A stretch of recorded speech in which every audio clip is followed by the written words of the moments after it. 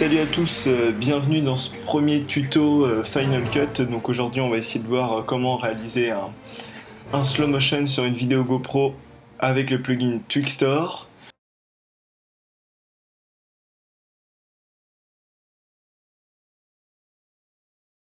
Donc j'ai sélectionné mon clip, je le mets dans ma timeline, j'enlève le son pour pas qu'on soit dérangé. Et on va commencer tout de suite en sélectionnant une partie de mon clip, la partie que je veux ralentir. Donc j'appuie sur la touche B, je coupe mon passage, j'avance un peu et je recoupe. Alors, deux conseils. Tout d'abord, on sélectionne une partie de la vidéo pas trop longue. Si plus la partie est courte, plus le slow motion sera de bonne qualité en fait. Parce que c'est plus dur pour Twixtor de le faire sur une grande partie de la vidéo.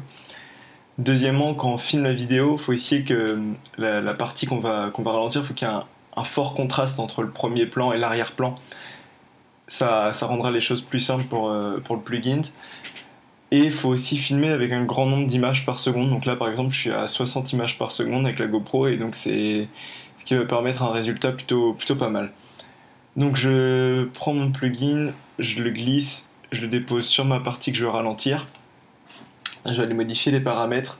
Donc je prétends pas tout savoir sur les paramètres Twixtor. Honnêtement, moi j'utilise ça, la vitesse que je diminue à 5%. Je coche Smart Blend pour... En fait, Twixtor va recréer des images en plus de celles qui sont déjà pour pouvoir gérer ce slow motion. Et du coup, là, il va le faire d'une façon un peu plus intelligente. Donc voilà. Ensuite, Twixtor, il va pas agrandir automatiquement le clip. Donc il faut que ce soit nous qui le fassions. Du coup, on prend, on tire et on essaye de faire correspondre en fait les deux images pour que ça s'enchaîne correctement. Donc on peut se servir des ombres, des gouttes d'eau pour essayer que l'image soit vraiment bien, qu'elle s'enchaîne vraiment bien. Donc voilà, on règle ça. Donc le rendu est terminé, qu'on voit là, 100%.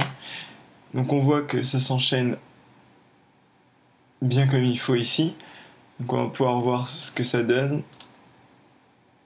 Voilà. Donc on a un ralenti qui est fluide.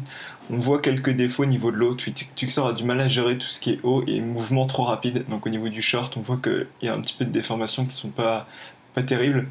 Mais dans l'ensemble, on fait quelque chose de plutôt pas mal. Donc on peut essayer d'aller toucher aux paramètres là. Donc la sensibilité du mouvement. Donc on peut augmenter un petit peu. Voilà. Et là, Motion Blur Compensation, donc c'est du flou de mouvement pour compenser un peu les pertes. On peut augmenter un petit peu aussi. Voilà. Donc avec nos corrections, voilà ce que ça donne. Donc c'est un peu mieux au niveau du short, on voit, par rapport à avant. On a toujours un ralenti ultra fluide. Voilà. Donc merci d'avoir suivi ce tuto. C'était le premier d'une longue série, je l'espère. Bon allez, pas de blague, on verra, on va essayer d'en faire le plus possible. Allez, bonne journée, salut à tous.